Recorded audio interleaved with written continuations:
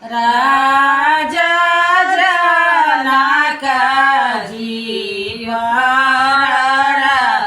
एक ठान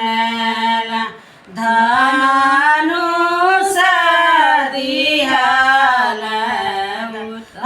उताराय धनुष दिहल धाराय जे धनुष के तोड़ी बहाई सीता बियाही जाय जे धनुष के तोड़ी बहाई सीता बियाही जाय देश देश में भूपतिया केहू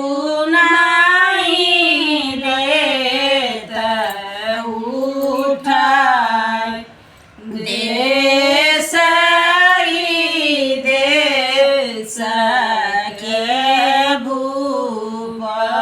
भूपतिया केहू नहीं देत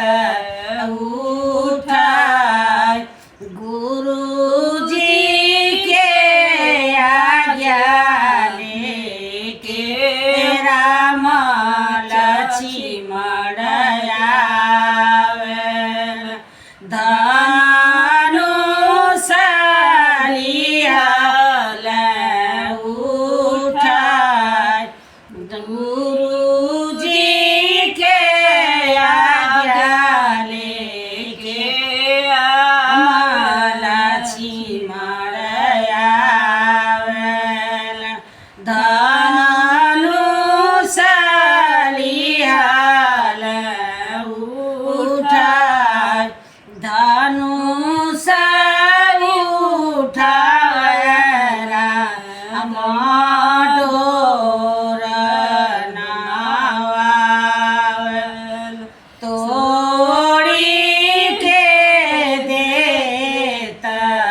बहाय तोड़ी के देत बहाय हाथ जाए माला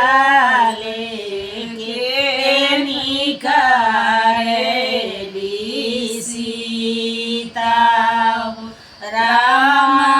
गले डार जाए मान राम